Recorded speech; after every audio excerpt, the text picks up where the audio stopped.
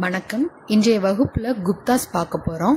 குப்தாஸ் பார்க்கறதுக்கு முன்னாடி வட இந்தியால யாரெல்லாம் ஆட்சி செஞ்சாங்க அப்படின்றத ஷார்ட்டா பார்த்துருவோம். லாஸ்ட் கிளாஸ்ல என்ன பார்த்தோம்? ஹரப்பா மக்கள். இந்த சிந்து வெளி மக்களை நம்ம ஃபர்ஸ்ட் பார்த்துட்டோமா? வேதிக் பீரியட்ல பெண்கள் மதிக்கப்பட்டார்கள். பெண்களின் நிலை நல்லா இருந்தது.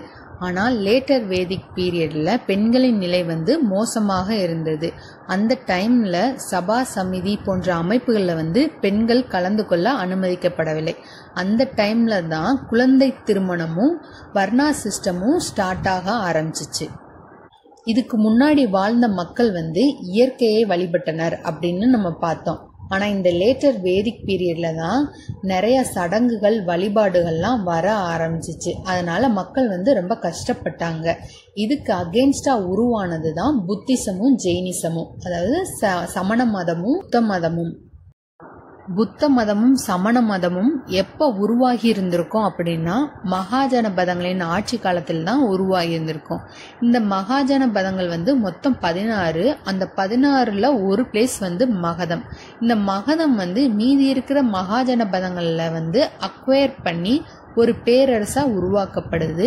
அந்த மகத பேரரச ஹரியங்க வம்சம், சிசுநாக வம்சம், நந்த வம்சம் இவங்கெல்லாம் என்ன பண்றாங்க? ஆட்சி செய்யறாங்க. அதுக்கப்புறம் கிரேக்க படையெடுப்பு நடக்குது. கிமு 326ல அலெக்சாண்டர் இந்தியாவை படையெடுத்து வர்றாரு. அந்த டைம்ல தட்சசீலத்தை ஆட்சி செஞ்ச அம்பி அவர்கள் என்ன பண்றாரு? அலெக்சாண்டர்ட்ட சரணடைஞ்சிறாரு. ஆனா போரஸ் அப்படின்றவர் போர் புரிகிறாரு. இந்த போர்ல அலெக்சாண்டரால் போரஸ் தோற்கடிக்கப்படுகிறாரு. இந்த அலெக்சாண்டர் படையெடுப்புக்கு அப்புறம் தான் மௌரிய பேரரசு உருவாகுது. மௌரிய பேரரசை தோற்றுவித்தவர் யாருன்னா சந்திரகுப்தர். நம்ம குப்தா டைனாஸ்டில முதலாம் சந்திரகுப்தரை பத்தி பார்ப்போம். சந்திரகுப்த மௌரியர் தான் மௌரிய பேரரசை தோற்றுவித்தவர். மௌரியர்கள் வாழ்ந்தார்கள் அப்படின்றத நம்ம ஹரப்பா மக்கள் கண்டுபிடிச்சோம்ல, ஹரப்பா நாகரிகம் கண்டுபிடிக்கிறதுக்கு முன்னாடியே நம்ம இவங்க இருந்தாங்க, மௌரியர்கள் இருந்தாங்க அப்படின்னு நம்ம கண்டுபிடிச்சிருப்போம். எப்படி அப்படின்னா 1837ல ஜேம்ஸ் பிரின்சப் அப்படின்றவரு சாஞ்சில இருக்கிற ஒரு கல்வெட்டை டீசைஃபர் பண்ணிருப்பாரு. அதுல பிராமி எழுத்து பொறிக்கப்பட்டிருக்கும். அதுல இருந்து மௌரியர்கள் வாழ்ந்ததை நம்ம கண்டுபிடிச்சிருப்போம். மௌரிய பேரரசுகள்ல முக்கியமானவர் அப்படின்னு கருதப்படுறவர் யாரு அப்படின்னா அசோகர். லாஸ்ட் இயர்ல கூட அசோகரை பத்தின கொஸ்டின் கேட்டிருந்தாங்க. அவர் ஒரு அரசாணை வெளியிட்டு இருந்திருப்பாரு. அந்த அரசாணையில அவருடைய எல்லைக்கு வெளியில எந்தெந்த மன்னர்கள் ஆட்சி செஞ்சிருப்பாங்க அப்படின்றத சொல்லியிருப்பாரு. யார் யாரு அப்படின்னா சோழர்கள், பாண்டியர்கள், சத்தியபுத்திரர்கள், கேரள புத்திரர்கள் அப்படின்னு அதுல மென்ஷன் ஆயிருக்கும். லாஸ்ட் இயர் கொஸ்டின்ல என்ன கேட்டாங்கன்னா சத்தியபுத்திரர் அப்படின்றது யாரை குறிக்குது அப்படின்னு கேட்டாங்க. அதுக்கு ஆன்சர் அதியமான். கேரள புத்திரர்கள் அப்படின்னா சேரர்களை குறிக்குது. இந்த மௌரியாஸ்க்கு அப்புறம் கிரேக்கர்கள், குஷானாஸ்லாம் ஆட்சி செஞ்சிருப்பாங்க. குஷானர்களில் ரொம்ப முக்கியமானவர் கனிஷ்கர். ஓகே, இதுக்கப்புறம் தான் குப்த பேரரசே பார்க்க போறோம். குப்தர்களின் காலம் கிபி 3ஆம் நூற்றாண்டு. கிமு 300 to 200 மௌரியர்களின் காலம். இதை ஜஸ்ட் தெரிஞ்சுக்கோங்க. குப்தர்கள் காலத்தை செவ்வியல் கலைகளின் பொற்காலம் அப்படின்னு சொல்றாங்க. வட இந்தியால கோல்டன் ஏஜா இருக்கிறப்ப தென்னிந்தியாவில் இருண்ட காலமா தான் இருந்திருக்கும். குப்தாஸ் வட இந்தியாவை ஆட்சி செய்யறப்ப தென்னிந்தியாவை யார் ஆட்சி செஞ்சிருப்பாங்கன்னா களப்பிரர்கள். களப்பிரரின் காலத்தை நம்ம இருண்ட காலம் அப்படின்னு சொல்வோம். சங்க காலம் நமக்கு கோல்டன் ஏஜ் பீரியடா இருந்திருக்கும். ஓகே, இப்ப குப்தர்கள் ஆட்சி செஞ்சதுக்கான சான்றுகள்லாம் என்னென்ன கிடைச்சிருக்குன்னு பார்க்க போறோம். ஹிஸ்டரியில நம்ம எந்த டைனாஸ்டி படிச்சாலுமே ஃபர்ஸ்ட் சோர்ஸ் என்ன, செகண்ட் யாரெல்லாம் ஆட்சி செஞ்சாங்க, தேர்ட் அவங்களுடைய நிர்வாக அமைப்பு எப்படி இருந்துச்சு அப்படின்னு இந்த ஆர்டர்ல பார்த்துட்டு போவோம். குப்தர்களின் காலம் 320 to 550 AD வரைக்கும். குப்தர் காலத்தை பத்தி தெரிஞ்சுக்கிறதுக்கு நமக்கு கிடைத்த இலக்கிய சான்றுகள் என்னென்ன அப்படின்னா புராணங்கள், ஸ்மிருதிகள், காளிதாசரின் நாடகங்கள், காமாந்தகரின் நிதிசாரம். இந்த காமாந்தகர் எழுதிய நூல்ல எதை பத்தி விளக்கி இருப்பாரு அப்படின்னா அரசு கருவூலத்தை பத்தியும் வருமானங்களை எப்படி பெருக்கிறது அப்படின்றத நிதிசாரம்ன்ற நூல்ல காமாந்தகர் கொடுத்திருந்திருப்பாரு. அதுக்கப்புறம் என்ன இலக்கிய சான்றுகள் கிடைச்சிருக்கு அப்படின்னா, நாரதரின் நீதி சாஸ்திரம், பாணரின் ஹர்ஷ சரிதம், விசாகதத்தரின் தேவி சந்திரகுப்தம், முத்ரா ராட்சசம். இந்த தேவி சந்திரகுப்தம்ன்ற நூல்ல 2ஆம் சந்திரகுப்தரின் வாழ்க்கை வரலாற்றை பத்தி சொல்லியிருப்பாரு. அயல் நாட்டவர் குறிப்புகள் மூலமா நம்ம குப்த காலத்தை பத்தி தெரிஞ்சுக்கிறோம். ஃபாஹியான் சீன நாட்டை சேர்ந்தவர். அவர் 2ஆம் சந்திரகுப்தரின் அவைக்கு வந்திருப்பாரு. அவர் கொடுத்த குறிப்புகள் மூலமாகவும் யுவான் ஸ்வாங்கின் சியூக்கின்ற நூல் மூலமாகவும் குப்தர் காலத்தை பத்தி நம்ம தெரிஞ்சுக்கிறோம். தொல்லியல் சான்றுகளா நமக்கு எதெல்லாம் கிடைச்சிருக்கு அப்படின்னு பார்த்தோம்னா, மெக்ராலி இரும்பு தூண் கல்வெட்டு. இந்த மெக்ராலி இரும்பு தூண் கல்வெட்டு எங்க இருக்குன்னா டெல்லியில இருக்கு. இதுல 1ஆம் சந்திரகுப்தரின் சாதனைகளை பற்றி சொல்லுது. ஆனா இது 1ஆம் சந்திரகுப்தரின் சாதனைகளை பற்றி சொன்னாலும் இதை நிறுவியவர் 2ஆம் சந்திரகுப்தர். 2ஆம் சந்திரகுப்தரின் தாத்தா தான் 1ஆம் சந்திரகுப்தர். நீங்க எப்படி ஞாபகத்துல வச்சுக்கோங்கன்னா, தாத்தாவோட சாதனைகளை பேரனோட கல்வெட்டுல இருக்குது அப்படின்னு ஞாபகத்துல வச்சுக்கோங்க. சமுத்திரகுப்தரின் அலகாபாத் தூண் கல்வெட்டு. இந்த அலகாபாத் தூண் கல்வெட்டுல 33 வரிகள் இருக்கு. அந்த 33 வரிகள் நாகரி வரி வடிவத்துல இருக்கு. இதனை பொறித்தவர் ஹரிசேனர். என்ன மொழியில இருக்கு அப்படின்னா சமஸ்கிருத மொழியில இருக்கு. ஓகே, நெக்ஸ்ட் 2ஆம் சந்திரகுப்தரின் உதயகிரி குகை கல்வெட்டு, மதுராபாறை கல்வெட்டு, சாஞ்சி பாறை கல்வெட்டு, ஸ்கந்தகுப்தரின் பிடாரி தூண் கல்வெட்டு, அப்புறம் கத்வா பாறை கல்வெட்டு, அப்புறம் செப்பு பட்டயங்களும் கிடைச்சிருக்கு. குப்தர் காலத்தை பத்தி தெரிஞ்சுக்கிறதுக்கு நமக்கு நாணய ஆதாரங்களும் கிடைச்சிருக்கு. நம்ம நாட்டுல ஃபர்ஸ்ட் காயின் இஷ்யூ பண்ணது யாருன்னா இந்தோ கிரேக்கர்கள். குப்தர்கள் எந்த வகையான காயின் எல்லாம் இஷ்யூ பண்ணாங்க அப்படின்னா, தங்கம், வெள்ளி, செம்பு. தங்கம் காயினுக்கு தினாரா அப்படின்னு பேரு, வெள்ளிக்கு ருபக்கா, செம்புக்கு கர்ஷப்பனா. ஓகே, இந்த கொஸ்டினை பாருங்க. பர்சனாலிட்டிஸ் கொடுத்தா அவங்க எழுதிய நூல்கள் என்னென்னு கேட்டிருக்காங்க. விசாகதத்தர், முத்ரா ராட்சசம் இப்பதான் பார்த்தோம். அவர் எழுதிய நூல் இன்னொன்னு என்னன்னா தேவி சந்திரகுப்தம். செகண்ட் காமாந்தகர். நீதி சாஸ்திரம், நீதி சாரம் அப்படின்ற நூலை காமாந்தகர் எழுதினாரு. அசங்கர் பூமி சாஸ்திரம், பத்சயானர் Nyaya Bhashyam. So answer B. Okay, sources of Guptas பார்த்தாச்சு. இப்போ ரூலர்ஸ் பார்ப்போம். தேர்ட் அட்மினிஸ்ட்ரேஷன் பார்த்துருவோம். குப்த அரசை உருவாக்குனது யாருன்னா ஸ்ரீகுப்தர். இனிஷியலா அவரு வங்காளம் மற்றும் பீகார் இந்த 2 ரீஜியனை மட்டும் ஆட்சி செஞ்சிருப்பாரு. குப்தர்களோட தலைநகரம் எதுனா பாடாலிபுத்திரம். பாடாலிபுத்திரம்ன்றது இப்ப உள்ள பாட்னாவை தான் பாடாலிபுத்திரம் அப்படின்னு சொல்லியிருப்பாங்க. இவரின் வடிவம் தான் காயின்ல முதலில் இடம்பெற்றது குப்த அரசர்கள்லேயும். இவருக்கு அப்புறம் யார் வருவாங்க அப்படின்னா இவரோட பையன் கடோத்கஜர். இந்த கடோத்கஜரும் ஸ்ரீகுப்தரையும் 2 பேரையும் மகாராஜா அப்படின்னு அழைத்தார்கள். அப்ப மகாராஜாதி ராஜான்னு யார சொன்னாங்க அப்படின்னா கடோத்கஜருக்கு அப்புறம் சந்திரகுப்தர், 1ஆம் சந்திரகுப்தரை மகாராஜாதி ராஜா அப்படின்னு சொன்னாங்க. இந்த சந்திரகுப்தரோட டைம் பீரியட் என்ன அப்படின்னா 319 இருந்து 335 ஏடி வரைக்கும் இவர் ஆட்சி செஞ்சிருப்பாரு. இவரை தான் குப்த அரசின் முதல் பேரரசர் அப்படின்னு சொல்றாங்க. இவர் 3வது ஆட்சியாளரா இருந்தா கூட முதல் பேரரசர் அப்படின்னு சொல்றாங்க. ஏன் அப்படி சொல்றாங்க அப்படின்னா இனிஷியலா ஸ்ரீகுப்தர் எந்தெந்த பகுதி ஆட்சி செஞ்சுட்டு இருந்தாரு, வங்காளம், பீகார். ஆனா இவர் என்ன பண்ணிருப்பாருன்னா ஆட்சி பரப்பை பெரியதா ஆக்கியிருப்பாரு. கங்கை நதியிலிருந்து பிரயாகை வரைக்கும் இவரோட ஆட்சி பரப்பு இருந்திருக்கும். இவர் இந்த ஆட்சி பரப்பை எக்ஸ்பேண்ட் பண்றதுக்கு என்ன பாலிசி மூலமா எக்ஸ்பேண்ட் பண்ணாரு அப்படின்னா ஃபர்ஸ்ட் போர் மூலமாவும் ஆட்சி பரப்பை எக்ஸ்பேண்ட் பண்ணிருப்பாரு. திருமண உறவுகளின் மூலமாகவும் இவருடைய ஆட்சி பரப்பை எக்ஸ்பேண்ட் பண்ணிருப்பாரு. இவர் யார கல்யாணம் பண்ணிக்கிட்டாரு அப்படின்னா குமாரதேவி அப்படின்றவங்கள கல்யாணம் பண்ணிக்கிட்டாரு. அவங்க லிச்சாவி அரச குடும்பத்தை சேர்ந்தவர். இந்த லிச்சாவின்ற பகுதி கங்கை நதிக்கும் நேபாள நாட்டிற்கும் இடைப்பட்ட ஒரு கன சங்கம். இவர் வெளியிட்ட காயின்ல இவரோட உருவமும் குமாரதேவி அவர்களின் உருவமும் சேர்ந்து வெளியிடப்பட்டது. இவர் தான் குப்த சகாப்தத்தை தோற்றுவித்தவர். குப்தா ஏராவை எப்ப இவர் ஸ்டார்ட் பண்ணியிருப்பாரு அப்படின்னா 320 ஏடில. சகா எராவை தோற்றுவித்தவர் யாருன்னா கனிஷ்கர். எப்ப ஸ்டார்ட் பண்ணியிருப்பாருன்னா 78 ஏடில. குப்த சகாப்தத்தை தோற்றுவித்தார்னு எப்படி நம்ம தெரிஞ்சுக்கிறோம் அப்படின்னா, மெஹ்ராலி இரும்பு தூண் கல்வெட்டின் மூலமா தான் நம்ம இவர் குப்த சகாப்தத்தை தோற்றுவித்தார் அப்படின்னு நம்ம தெரிஞ்சுக்கிறோம்.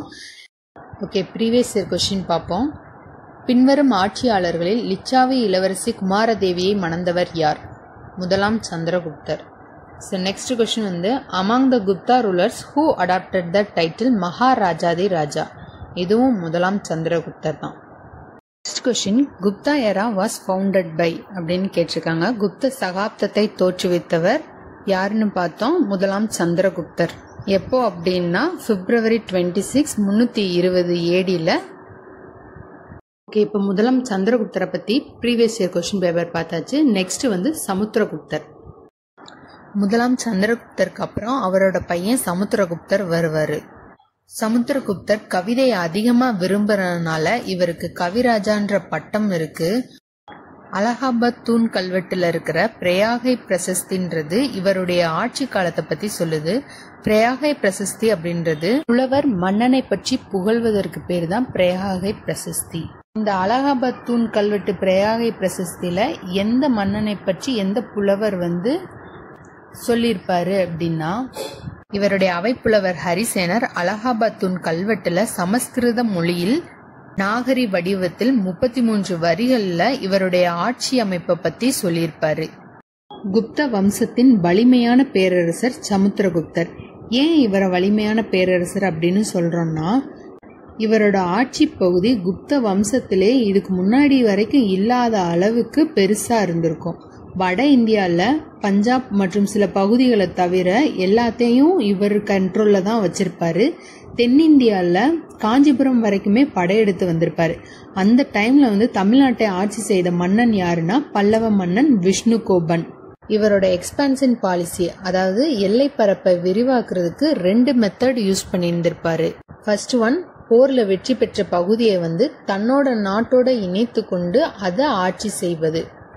வெற்றி பெற்ற பகுதியை அந்த நாட்டு மன்னன்ட்டே கொடுத்துட்டு அவங்களே நிர்வாகம் பண்ண சொல்லிட்டு இவரோட ஆளுமையை மட்டும் ஏத்துக்கோங்க அப்படின்னு சொல்றது. இதை அவர் தென்னிந்தியாவில் ஃபாலோ பண்ணாரு. இப்ப நம்ம தமிழ்நாட்டு மன்னன் விஷ்ணுகோபனையும் தோற்கடிக்கப்பட்டிருப்பார். ஆனா இவர் இவரோட ஆளுமையை மட்டும் அதிகாரத்தை மட்டும் ஏத்துக்க சொல்லியிருப்பாரு. இழந்த பகுதியை திருப்பியே இவர்கிட்ட கொடுத்திருப்பாரு. வட இந்தியால வெற்றி பெற்ற பகுதியை அனெக்ஸ் பண்ணியிருந்திருப்பாரு. மேபி தென்னிந்தியா லாங் டிஸ்டன்ஸ்ல இருந்ததுனால நம்மளால டைரக்ட் கண்ட்ரோல்ல வச்சிருக்க முடியாதுன்னு நினைச்சிருக்கலாம்.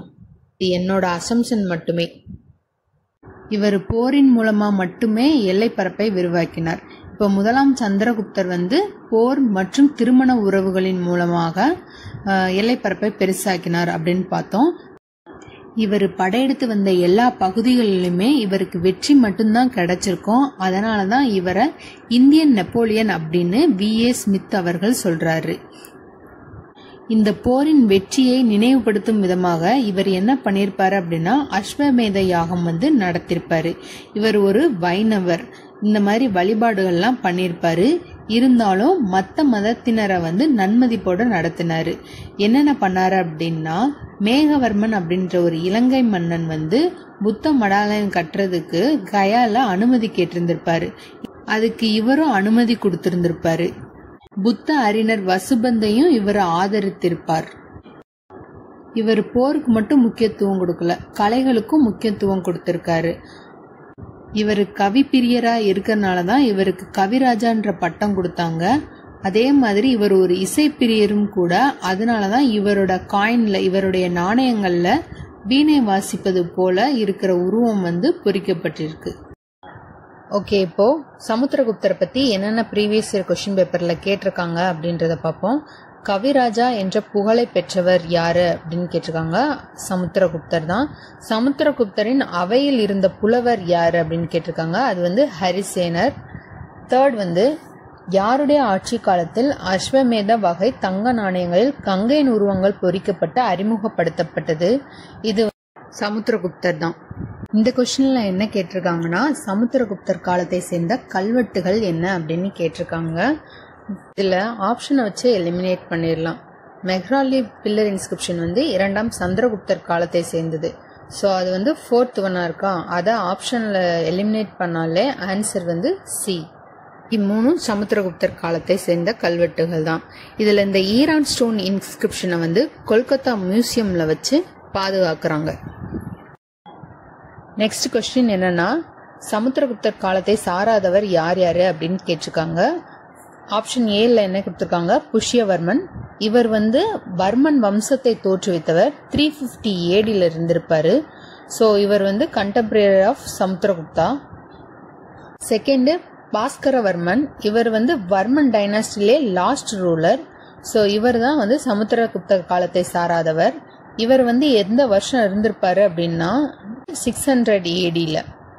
தேர்டு விஷ்ணுகோபன். அவர் வந்து பல்லவ மன்னன். சமுத்திரகுப்தர் ஆட்சி காலத்துல தான் இவர் வந்து தமிழ்நாட்டை ஆட்சி செஞ்சுக்கிட்டு இருப்பாரு. மேகவர்மன் வந்து இலங்கை மன்னன். இவரும் கண்டெம்பரரி ஆஃப் சமுத்திரகுப்தா தான். நெக்ஸ்ட் சமுத்திரகுப்தருக்கு அப்புறம் ராமகுப்தர் ஆட்சிக்கு வருவாரு. ஆனா அவர் கொஞ்ச நாள் மட்டும்தான் ஆட்சி செஞ்சிருப்பாரு. அதுக்கப்புறம் அவரோட சகோதரர் 2ஆம் சந்திரகுப்தர் வந்து ஆட்சிக்கு வந்திருப்பார். இவருக்கு விக்ரமாதித்யர்னு பட்டம் இருக்கு. அது மட்டும் இல்லாம தேவகுப்தர், தேவஸ்ரீ, சிம்ம சந்திரர், நரேந்திர சிம்மர் அப்படின்ற பேர்ல இவர் அழைக்கப்படுகிறார். இவரும் முதலாம் சந்திரகுப்தரர் போல இவரோட டெரிட்டரிய மேட்ரிமோனியல் அலையன்ஸ் மூலமா எக்ஸ்டெண்ட் பண்ணியிருந்திருப்பாரு. இவரோட மகள் பிரபாவதிய வாகாடா இளவரசருக்கு மனம் முடித்து கொடுத்திருப்பாரு.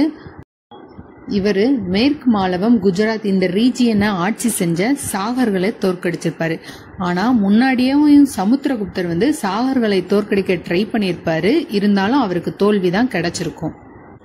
இவரோட காலத்துலதான் ஃபாஹியான்ற சீன நாட்டு பயணி இவரோட அவைக்கு வருவாரு. ஃபாஹியான் குப்த பேரரசில் இருந்த 4 சிட்டிஸை பத்தி மென்ஷன் பண்ணியிருப்பாரு. ஃபர்ஸ்ட் வந்து மகதம், பாடாலிபுத்திரம் இந்த ரெண்டுமே செல்வ செழிப்போட இருந்துச்சு அப்படின்னு மென்ஷன் பண்ணியிருந்திருப்பாரு. செகண்ட் வந்து கயா வந்து பாலடைஞ்சு போய் இருந்துச்சு. கபிலவஸ்து வந்து காடாகி இருந்துச்சு அப்படின்ட்டு மென்ஷன் பண்ணியிருந்திருப்பாரு அவரோட குறிப்புகள்ல. மேஜரா இவர் 2 விஷயங்கள் பண்ணியிருப்பாரு. ஃபர்ஸ்ட் என்னன்னா செகண்ட் கேபிட்டலை உருவாக்கியிருப்பாரு. நம்ம ஆல்ரெடி பார்த்துருந்தோம். குப்தர்களோட தலைநகரம் வந்து பாடாலிபுத்திரம். 2வது தலைநகரமா உஜ்ஜயினிய உருவாக்கி இருந்திருப்பாரு. அதுக்கப்புறம் ஃபர்ஸ்ட் குப்தா ரூலர் வந்து சில்வர் காயினை வெளியிடுவாரு. 2ஆம் சந்திரகுப்தர் வரைக்குமே எல்லாருமே தங்க நாணயங்களை தான் வெளியிட்டிருப்பாங்க. இவரு தான் முதலில் வெள்ளி நாணயங்களை வெளியிட்டிருப்பாரு.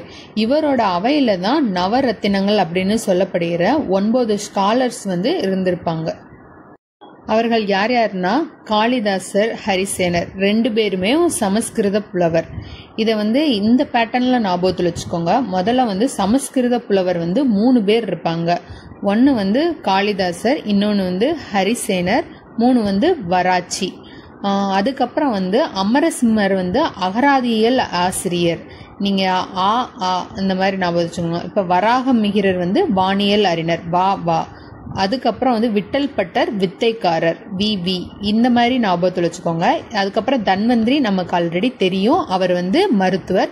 காகபானகர் வந்து ஜோதிடர். சன்ஹு வந்து கட்டடக்கலை நிபுணர். ஓகே, இப்போ 2ஆம் சந்திரகுப்தரை பத்தி ப்ரீவியஸ் இயர் கொஸ்டின் பேப்பர் பார்ப்போம். ஃபர்ஸ்ட் கொஸ்டின் என்னன்னா, the Gupta emperors before Chandragupta II issued only gold coins. இப்பதான் பார்த்தோம். 2ஆம் சந்திரகுப்தர் தான் முதலில் வெள்ளி நாணயங்களை வெளியிட்டார். அதுக்கு முன்னாடி எல்லாரும் கோல்டு காயின் தான் யூஸ் பண்ணியிருப்பாங்க. செகண்ட் கொஸ்டின், மெக்ராலியில் குதுப் மினார் வளாகத்தில் உள்ள துருப்பிடிக்காத இரும்பு தூணை அமைத்தவர் யார் அப்படின்னு கேட்டிருக்காங்க. நம்ம சோர்சஸ் தொல்லியல் சான்றுகள் பார்க்கும்போதே பார்த்தோம் 2ஆம் சந்திரகுப்தர் அப்படின்னு. அதே மாதிரி தேவி சந்திரகுப்தம் யாருடைய வாழ்க்கை வரலாற்றை பற்றி கூறுகிறதுனா அதுக்கும் 2ஆம் சந்திரகுப்தர் தான் ஆன்சர். நெக்ஸ்ட் கொஸ்டின், குப்த பேரரசர் 2ஆம் சந்திரகுப்தனின் அவைக்கு வருகை தந்த ஃபாஹியான் எந்த வருஷத்துல வந்திருப்பாரு அப்படின்னு கேட்டிருக்காங்க. 401 to 410 AD. 2ஆம் சந்திரகுப்தருக்கு அப்புறம் அவரோட பையன் குமாரகுப்தர் வருவாரு. இந்த குமாரகுப்தருக்கு சக்கராதித்யர் அப்படின்ற பட்டம் இருக்கு. இவர் மேஜரா என்ன பண்ணிருப்பாரு அப்படின்னா நாலந்தா பல்கலைக்கழகத்தை வந்து உருவாக்கி இருந்திருப்பாரு. இவரோட டைம்ல தான் ஹூனர்ஸ் வந்து ஃபர்ஸ்ட் படையெடுத்து வருவாங்க. ஆனா இவருக்கு அடுத்து வந்த ஸ்கந்தகுப்தர் காலத்துல வந்து ஹூனர்ஸோட படையெடுப்புனால குப்த அரசே வீழ்ச்சியாக ஸ்டார்ட் ஆகியிருந்திருக்கும். ஸ்கந்தகுப்தர் என்ன பண்ணிருப்பாரு அப்படின்னா சுதர்சனா ஏரியை பழுது பார்த்திருப்பாரு. ஸ்கந்தகுப்தருக்கு அப்புறம் பாலாதித்யர் வருவாரு. அவர் முதலாம் நரசிம்மகுப்தர் அப்படின்ற பேர்ல அரியணை ஏறி இருப்பாரு. பாலாதித்யர் பூனர்களோட தலைவர் மிகிரகுலருக்கு கப்பந்தான் கட்டி இருந்திருப்பாரு. பூனரோட படையெடுப்புக்கு அப்புறமே குப்த பேரரசு வீழ்ச்சி அடைய ஆரம்பிச்சிருக்கும். கடைசி அரசரா விஷ்ணுகுப்தர் இருந்திருப்பாரு. அவ்வளவுதான், இந்த குப்த பேரரசையும் 550 AD வரைக்கும் இருந்திருக்கும். Okay, previous year question paper பார்க்கலாம். கிபி 5ஆம் நூற்றாண்டில் நிறுவப்பட்ட உலகின் பழமையான பல்கலைக்கழகத்தின் பெயர் என்ன அப்படின்னு கேட்டிருக்காங்க. நாலந்தா பல்கலைக்கழகம். இதை உருவாக்கியவர் யாரு? குமாரகுப்தர். ஹூனர்கள் யாரோட ஆட்சியின் போது இந்தியா மீது படையெடுத்தார்கள் அப்படின்னு கேட்டிருக்காங்க. ஆன்சர் ஸ்கந்தகுப்தர். இதோட குப்தா ரூலர்ஸ் பார்த்துட்டோம். நெக்ஸ்ட் அவங்களோட நிர்வாகத்தை நெக்ஸ்ட் வீடியோல பார்ப்போம்.